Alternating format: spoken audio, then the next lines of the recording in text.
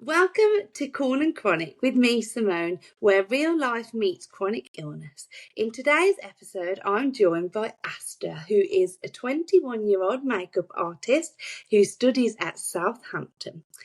We'll be talking about balancing multiple jobs, a career, and building something amazing. So let's get started. If you could introduce yourself, where you're from, and kind of let's dive into straight away your conditions, if you wouldn't mind. Hey, hello everyone. So I was born in the UK, but I did grow up overseas in Germany. Um, I have a bachelor's in prosthetics, and I'm now doing a master's in hair and makeup. Um, and I live with postural orthostatic tachycardia syndrome, or POTS, um, and histamine intolerance, and some neurodivergent conditions.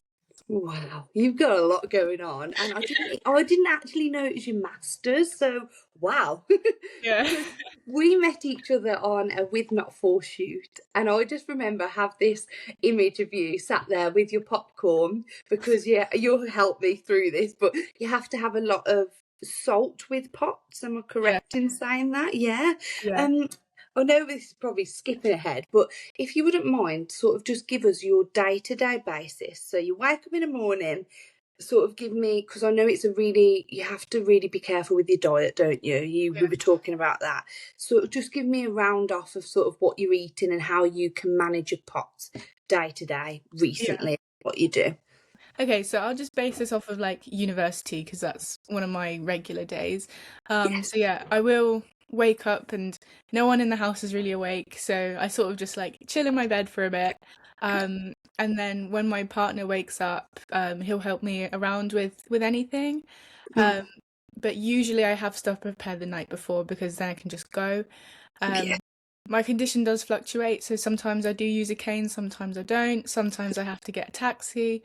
Um, I'll go to uni. All of my lecturers are aware of my condition, and I've set up with the university that I'm allowed to like have my feet up on chairs, and Okay. yeah, if I need a break, I do that. But I always in my bag I've always got sachets of electrolytes. I've got bottled water because I don't drink tap water because the hard water gives me headaches. Uh, and I make sure I've got my safe snacks, which include like hobnobs and Yes. popcorn. I remember. Yeah, and yeah. So like throughout the day at university, I usually only have two classes a day, which are a couple hours long. So I sit there with my legs up. That's pretty simple. It's just getting up and going home and all that. That's a bit not really Different. sure about. Yeah. But like at home when I come home, my partner cooks for me as I because I get into bed and um yeah, and then it's pretty much repeat that. And Yeah. if I've got nothing going on, I'll stay in bed. So Yes. And do you find that your studies is taking, like, that sounds to me, because I mean, the idea of me working and doing anything, like, this is my achievement, podcasting, but what you do, like, I know you work as well. Like, I Mhm. just think you're amazing, to be honest. Like, and she's so amazing. I'm also going to share your makeup work with the podcast because she did my makeup amazing for the shoot. She's just brilliant at a job, amazing. But how do you like, do you feel, let me get my question out, do you feel it has made your world smaller, being chronically ill? Yeah, definitely. Yeah. It's Yeah. I when I was developing the illness, which is now just coming up to a year now, which is I'm quite a baby with this. Yeah. Uh, Yeah. I was just about to start my master's and I was like, oh my God, I can't do it. I can't be a makeup artist because being a makeup artist is, you have to give 110% every time, and that's for a healthy person. And Yes. so that really like burnt me out and really put struggle on my body. And so when it was a really good time actually when I developed it because I had just finished my bachelor's and I had about like 5 months until my master's started. So Thanks, body. You timed it yeah. perfectly. Um, yeah, so I had a lot of time without external stress to just like sit with myself and really think about what's going on. Because I worked so hard, I would be living off of like ready-made meals or takeaways, and because of my dietary concerns and things, I was completely unable to do that. And so I'd have to make everything fresh because of the histamine issue. Anything, there are foods with histamine in it, and the foods that don't have histamine in it have to be treated a certain way, otherwise they will grow histamine. So everything has to be made fresh.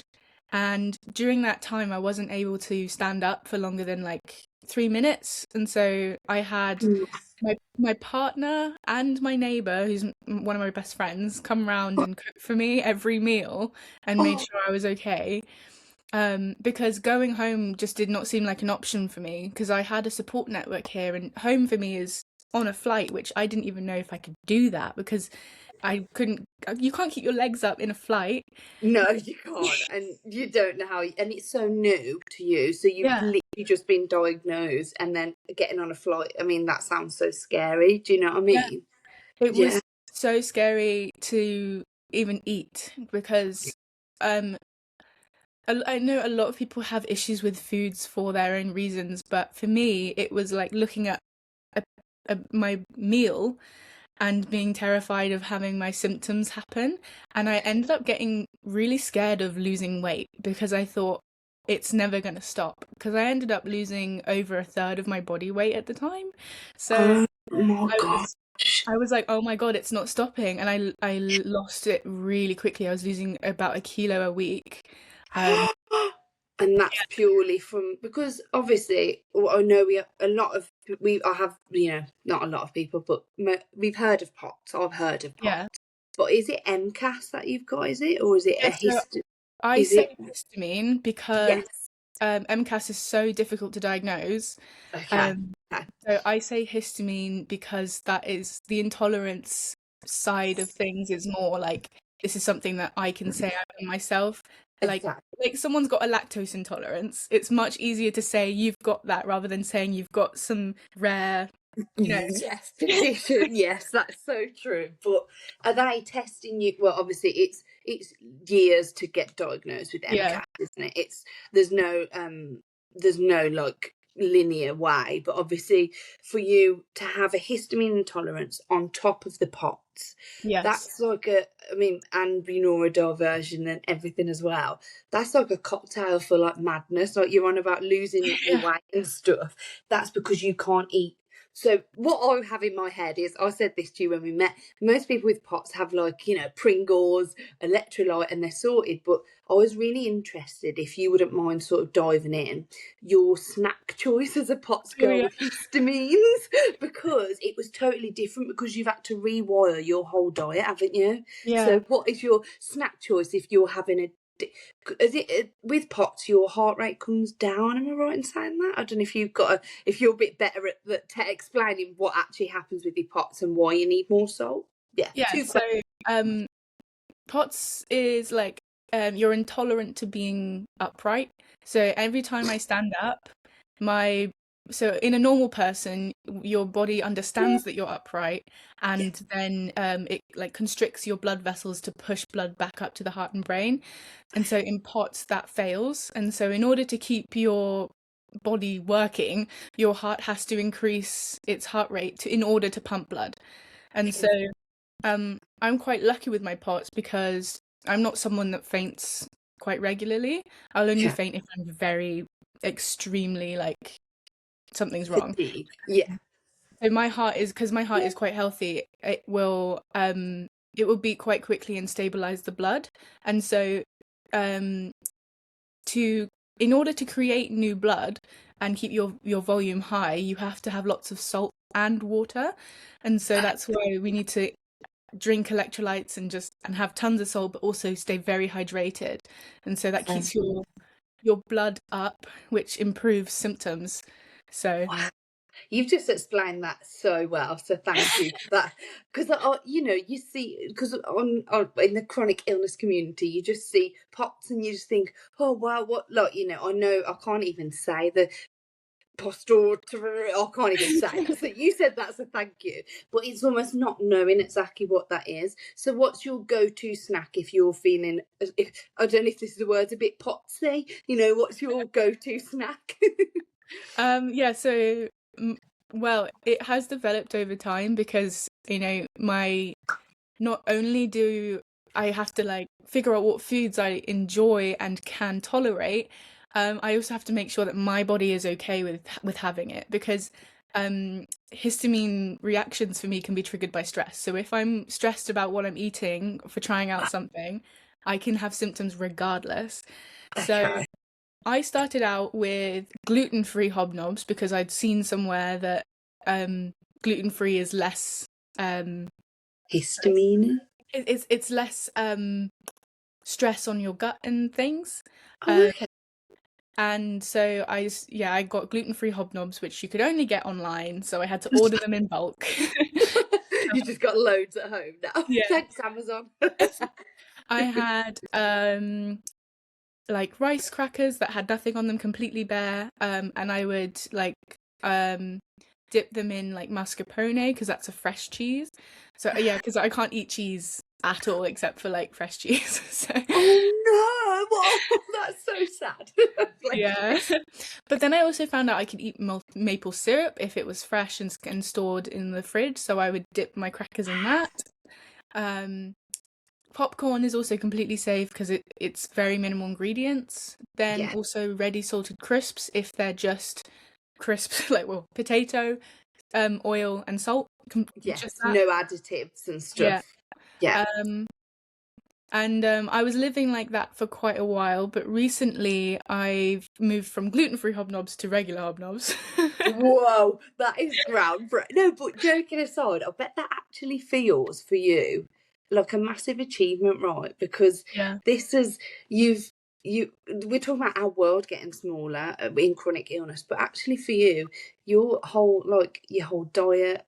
I mean, I know someone listening to this is definitely resonating. Like for me, I can't have certain things because it'll trigger a migraine, but for you, it's really isolating. That must be because I know we're laughing about it, but actually that's like a really big control with food, and it's something that you can control, but not a lot of people know about it. So not a lot of people probably help to the doctor. Does the doctor help you with the like? No, sounds bad, but I knew that was coming. So Yeah. no, they don't help you like with the diet side of things. No, I actually had to educate my doctor on what it was. So Well, that says it all. But it's hard, that isn't it? And again, that's you advocating for yourself, and we all normalise that, don't we? Like yeah. advocate for yourself, and obviously you're doing that, but it still doesn't make it any easier mentally, does it? No. Like, no. Like, I was never a person to, everyone's got their thing that makes them feel better. Like some people go for alcohol, some people go for other substances. For me, it was food. I didn't Yeah, grow up as like a cool kid or whatever. So whenever something went wrong at school, I'd go to the sweet drawer, and then that comfort gets ripped away from me. And so there have been times where I've been like, I've had a full breakdown because all I want is a burger from McDonald's and I and you can't have it. yes, but I understand that because again, there's one thing that I always said, like with my fitness and everything, I've always had a bit of like with food. If I could work out, it'd be fine. I'll eat what I want. Whereas now, I've had to face my food like almost head on. And when people are caring for you, because obviously your partner looks after you and helps you, which is amazing, by the way, that's brilliant. You've got that support network. But do you find it hard to maybe not because it's your partner, but I find it really hard to ask caregivers for certain things, and I feel like they don't do it how I want it, food wise. This is. Do you have that a little bit? Yeah, so Not even before the food issues, I was still a very picky eater, okay.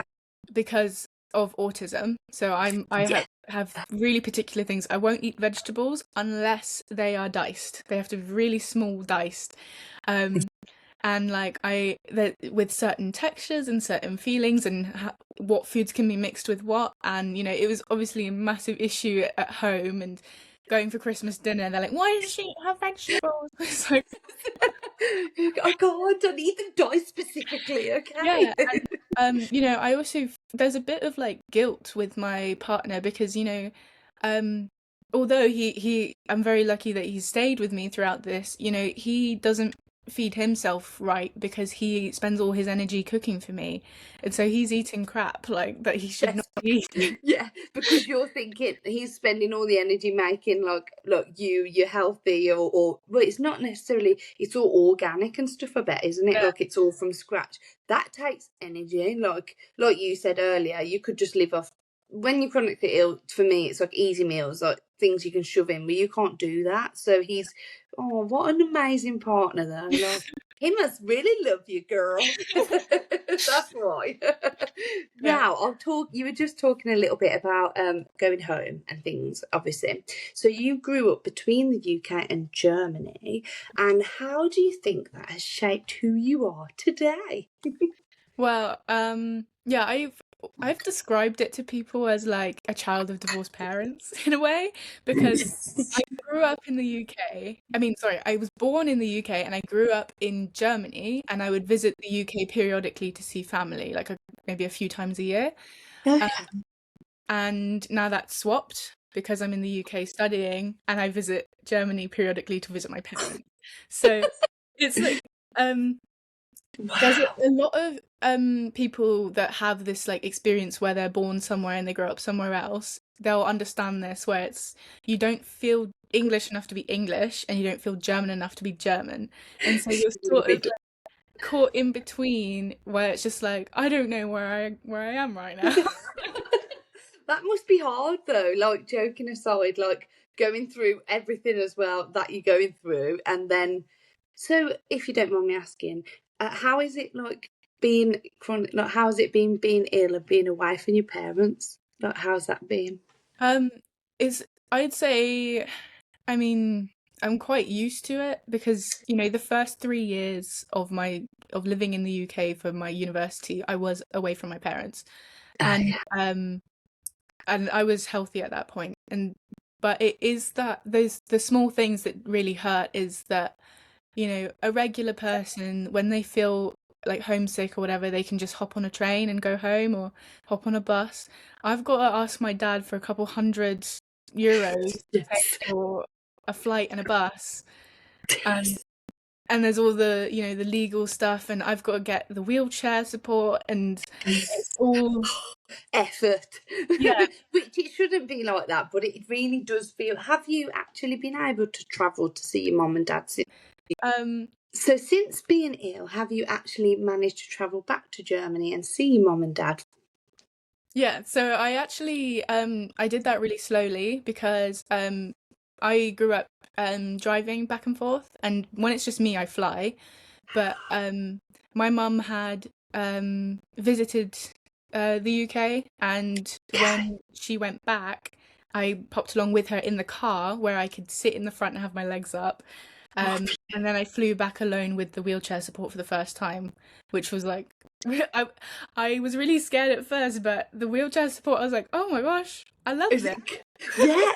Do you know what? I was about to say in Germany as well. I bet they're really good because I used to fly from Frankfurt to, I don't know if that's where I flew from, but to America, and I know that the airport's brilliant. And to be honest, I've always, this is me, I'm not slating the UK, but obviously I was cabin crew, right? So at Birmingham Airport, it was terrible. Sometimes it is terrible. They make me walk the whole length of the plane, bearing in mind I can't walk. So I'm like, and everyone's looking at you. You're thinking this is great. But as you go to different countries, they're so amazing, aren't they? Like how they look after you, and just for you to be able to do that, to see your mom and dad, like, and I bet that's few and far. I mean, that's once in the whole time you've been ill, but you miss that. Like you must miss your mum and dad, and just sometimes when you're having a rubbish day, I bet you just want to cuddle, don't you? And just think, oh, but you can't have that. So, Yeah. well done for getting there. Because I bet, do you think you would do it again if you can with the assistant? Yeah, I have gone Yeah. probably like 3 times now. Oh wow. I try to go every time that there's a break, I try to go back because it's just so much nicer to be, in my parents' house is much nicer than my student house, first of all. Yes, yes, I can imagine. But I can also drive there, because I have a license, but I don't have a car here. Oh, I'm on my mum's car, so I have a bit more freedom in like going and getting like freshly baked rolls, because I can in Germany, oh my gosh, everything is so fresh and organic, and is it? Is I it can buy fresh amazing? meat from the butchers. Here in the UK, I don't eat bread or beef, but I can in Germany. That is crazy, though, isn't it? We all need to move to Germany to go and see like the nice fresh food. Oh, but Yeah. that's so for you. That's it's like a little bit of a holiday away because you know you can have a burger because that's what you wanted. You said you really want a burger. Do you know? But joking aside, I bet that's really nice because you can drive there and you've got because that's another thing. I can't drive either, and I do find it really restricts you, doesn't it, with a chronic illness? Mm. And then you get a taxi and it's just really expensive. Yeah. You know, being disabled is expensive, isn't it? It really is. Yeah. So, as I waffle, sorry. How do you manage your energy levels with work? Because I know you work as well. I know we haven't touched upon that. With work and your studies and everything else you've got going on, how would you manage your energy levels? So I pace myself. I have a visible armband, and also an Apple Watch. So I really watch my levels. So I've got all these apps that tell me like, there's one that tells me how much energy I have for the day based on my previous results and stuff. Because this Yes. isn't something that's so easily to track. You can't just say, I feel all right, but you don't know how you're going to feel later. So Yes. all these indicators give me a good idea of what I need to do, but also through trial and error, I know like how much I can do and how little I can do based on feelings and things. So Okay. uni is not so much of it's not so hard if I've just got lessons, because I just go and then I sit for the whole day and then I come back and sit again. So Yes. But you're safe, aren't you, there? yeah, Like, yeah. yes. But things like if I'm doing a freelance job, that is a completely different story. It's like I prepare so much. Like I have compression that I have to wear all the time. Oh my gosh, side note, I realize there are some people with POTS that don't need to wear compression. I'm like, what? I have to wear Really? compression. Yeah. So, what is that for the blood? Obviously, because you were talking about the blood and everything Yeah. flowing. Is that why you'd wear compression? Like, Yeah. is it socks? Is it? Is it compression socks or Yeah, well, like? I wear leggings because I have to have my entire legs and lower belly compressed. Oh So, my goodness. See, yeah. I genuinely hold my hands up. I didn't know that you'd have to do that. You've taught me something new. Like I've learned a lot about pots with you. Like Mm, you know your stuff, and I think that's another thing. You have to be the advocate, don't you? For yeah. as if so some people wouldn't need that, but obviously that's the thing, isn't it? With chronic illness, it's all slightly different for people. Yeah. And then you don't compare, but sometimes you think, oh, I wish I didn't have to wear compression leg, Yeah. like we do, don't we? So you Yeah. wear those on a daily, you'd wear those Every on your time I free, like, get up. oh, every time. Oh, wow. Yeah. So I've got like socks which go up to my knees for when I'm just like cooking or something. And then I've got things that go all the way up my body if I know I'm going to be out the house for quite a while. So if I'm Wow. going on a freelance job or if I'm going out the house or for anything, I will put those on. And they're quite difficult to get on as well. Like I don't know if because these aren't just like your like ones for when people go running, they'll put some like 15 ones, Denny or whatever. Yeah, it's not Yeah. like that. I need to put they're like it's when you touch Oh, if you like poked my leg, it would be like hard as a rock. Like really? So yeah. oh my goodness, I didn't even know. And where do you get provided those for the NHS? That Not my GP. I think some places do, but my GP doesn't. So no, I've and you got have to buy mine. those. Yeah. Yeah. Well, maybe we can tag that in where you got them from because people might need them and didn't even know they need them. Yeah. Side note, because I had a visible band, but I actually found right. I was getting annoyed at myself because I was like, you should be you should be tired, but you're awake. So I had to give it up on me. I had to just stop. But I want to revisit it because you've just said it really helps you, right? Yeah. So I think I need to persevere with it because you have to log everything, and sometimes for me, this is a bit weird, I don't know if you ever have had this, logging down symptoms or seeing a doctor is quite triggering for me, and I don't know why. I think it reminds me that I am disabled or differently abled, so with the Visible app, I was finding I was getting a bit obsessed, and then it was triggering me, whereas actually now I think I'm in a better headspace, and maybe I will get an Apple Watch as well, because then you've got the best of both. Is that right? That's sort of it, isn't it? And how do you pace yourself? Like, so today we've done this interview, podcast. Will you have a little rest afterwards? Sort of, same here. Are you a nap queen? Are you a nap queen? Yes, that's what I love to know, honestly. We've got a nap, haven't you? Because, I mean, we've been here for, 25 minutes, and both of our energy is probably feeling like, whoa, we're getting tired now. And do you, with POTS, does the heat affect you as well? Oh, yeah. 100%. Yeah, I don't know what I'm going to do when we get a heat wave. Stay inside. Get a fan. No, but my room is like 10 degrees hotter than the rest of the house, so I have to. I've been thinking about getting an air conditioning unit or something. Yeah, I think, do you know what, with how poorly we can get and stuff, I thought the same. I just think, because I spend most of my time in bed, probably really like you, and sometimes you just want to be comfortable, don't you? I mean, I know they're extortionate, but or what, you can probably get cheaper ones, but I think it's worth it, isn't it? Yeah. So let me go on to, obviously, I know we haven't really touched upon it, but you are obviously, you mentioned being autistic as well, and neurodivergent, part of the neurodivergent club. How do you think that affects your diagnoses as well? Like, do you have to really do you understand them more? Do you take someone with you to your appointments? Sort of, what do you do to sort of help with the autism and your chronic illness, because it's like combined, isn't it? Yeah. It's really weird how they all interact with each other. But yeah, so I have autism and ADHD combined, and so that's another thing where it's like you're in your own head, you're like contradicting yourself. It's just like yes. My issue is, like, with the ADHD side of me, I always want to be doing something, but my body can't always do that. And so I will frustrating.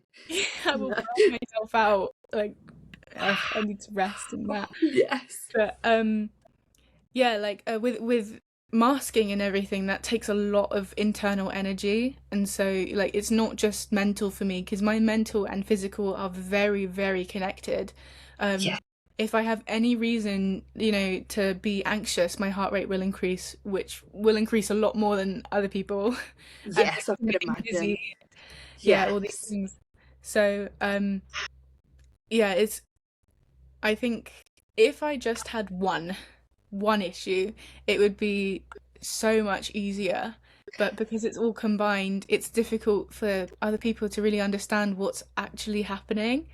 Yes, and probably difficult for you to communicate that as well, because obviously with it's ADHD, am I right in saying that's autism and ADHD? I had someone on my previous podcast with it as well, which is so interesting, because she had POTS as well, and it's very interesting because that's weird. Like she was saying, it's linked, but the NHS doesn't look at the body as a whole like that. It looks as though you have autism, you have ADHD, they're separate entities, aren't they? Whereas actually, like you've just said, and you know what, hats off to you, because a lot of people wouldn't admit that when they're stressed, that they're everything else kind of whirlwinds into something. Because I actually, I'm a little bit naive to it. I won't say that I'm stressed and my FND's flaring, but you've just done something that's really brave, and you probably don't even know, but anyone listening will take that, because you just said they're very connected, and it's true, they're so connected that if we don't look after our mental state, our physical is going to be, bad. And if you could, what advice would you give to somebody or any young creatives who want to get into makeup artist and the career that you're in, but managing a chronic illness? So that's a bit of a loaded question, I know, so go for it. But what advice would you give them? Well, it's quite difficult to answer that, honestly, because I've gone into this like with not having any role model and no one like me out there, so I'm constantly like navigating it. It's actually quite annoying that everything I do, I'm doing it for the first time. Like, No, I don't want to be the first. I want someone yeah. else to do it. But if I sort of position it in a way, like if I could tell the me that was starting to have these issues, I would say like it's okay that you have to spend your money on things like a stool that you can bring with you, or compression, and or getting a visible band. Like, as long as you feel safe, like you don't want to put you don't want to stress out your nervous system even more, because POTS is something that affects the nervous system, and then Yeah. again with the ADHD that affects the nervous system. So it's that's how it's Cocktail going on there. yeah. Yeah. So Stress. to be able to not burn yourself out, not shrink into a hole, you need to make sure that you've got that support first. And that means supporting yourself first before getting other people to support you. Because everyone wants to rush and say, like, you need to understand me, you need to understand me. But do you actually understand yourself while you're doing that? Um, I love that. I'm going to quote that. That's so true. And you know what? That's brilliant. That's literally the best thing that you've said. Like, honestly, that's so true. Because if we don't know what we want or what you need, how can we tell our partner or our carer, please, can you make maple syrup like this, if you don't know how to make the maple syrup? Because that's obviously what you have spoke about, a little nugget. So yeah. that's such a good thing. So you say, sorry, I cut you off, but I was amazed by that little quote. I loved that. So you look after yourself, know what you want first, and then sort of share it and ask with people. Yeah, well, do you know what? You are so wise. I mean, you're 21, right? You're literally 20. How am I, like, what you've achieved so far, I just think, do you know what? Do you think you would have achieved these goals with a chronic illness? Or has it just thought you've just, because I know obviously you did you did your bachelor's without being ill. Did you ever think you'd actually even complete your master's being ill like this? I didn't know if I should have quit beforehand. Like, I was genuinely thinking, I need to do something that can set me up for remote jobs, like rather Yeah, than going out and, in the real world. Yeah. yeah. But honestly, I think at the beginning of everything, I was so cut off from my body. I didn't really think about I didn't really take a moment for myself to really get the emotional side. I functioned like a machine a bit, where I was like, okay, I need to do this, and then I need to do this, and then I need to do this, and wasn't really like listening to myself, and just when you're under so much stress, you just want to get through it rather than taking the time to think about things, I guess. Yeah. So yeah, and I just thought that because I've had issues in the past, and when I was a teenager, that I was just like, right, I've been through some crap before, I can do it again, this time it's a bit different. So I think Yeah. for someone going through like something major for the first time, I think that would be completely different. But I think I was a bit more prepped to deal with something that completely changes your life, because for some reason in my life, every couple of years I'll have a major change, and I just have to Change. deal with it. Yeah, see, even just, moving country, sound, like that's a huge thing to some people that they'll never do that in their lifetime. Like, you've done that. And I just want to finish off with, what is your biggest achievement that you have done? I want you to give yourself a pat on the back whilst being with all your diagnosis. What's your biggest achievement, would you say? That's a hard one, I know. Um, Doing my makeup right. uh, I don't really know. I'm gonna have to think about that. What have I done? It's okay. I would say, for me, even just advocating for yourself and who you are, Yeah. like, you're an amazing, like, I don't think you probably see it. I think you do downplay how amazing you are, because for me, like, even when I just met you, I'd only met you for half an hour, you made me feel welcome. I was ticking, I was nervous. That's another thing. You create a safe space in the beauty industry and the makeup industry for people like me who are I don't leave the house. You made me feel safe, and I'm sure you did with every other artist that was there. So that's what I'm gonna say. I'm just saying your personality and who you are is an amazing. Like you've just been amazing to listen to. And if you can think of your best achievement, what I'll do is I'll type it at the bottom so that listeners can scroll down and be like, "That's what she's proud of herself for." Yeah. Have you Well, thought of anything? I think it's about I'm good at getting people to like actually make a difference for me and Yeah. understand, that there are people like me exist, because a lot of people think disability is someone with like very visible symptoms. Yes. Yes. And yeah, it's like on some of the freelance stuff that I do, I tell them that I've got an issue, and they say like I was working on a feature film, and I was head of department, and then I sort of negotiated that I get to leave because So I'm yeah. gonna get tired and I can't do Yeah. it. Well, because we were doing 12-hour days and they couldn't cater for my food. So I said, like, look, you're not going to feed me properly, so I need to go home after, And get my dinner and yeah, eat. and chill out so I can do it every day. Or like Wow, you're amazing. You even did my that. my GP, even though I've had to educate her and prove, she said, you do not have POTS. And I went home. For the next 2 weeks, I recorded my own stand tests, and I got a blood pressure machine and everything. And I recorded every single day, and I printed it out and said, here, that's POTS. And she went, okay, I'll refer you.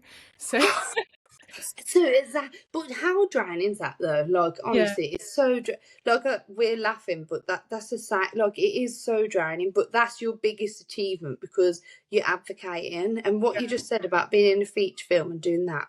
Do you know what? There'll be someone listening to this today, and they'll be like, "I can actually achieve something." I mean, you like for me, you'd think we can't do things, but if we've got the right help and you've got the right willpower and know what you want. That's the biggest thing you've said. If you know what you want and need, then you can work and be a yeah. part of real life, can't you? Yeah, and I think Well, it's really important to be direct about things. Like, you don't dance yes, around it, don't minimize. Say like, I need someone to sit, I need access to bottled water, I need, I need to make sure I have snacks like this, blah that blah blah. or this. You say like, Yeah. this is your job as my employer to make sure that I can do the work that you want me to do.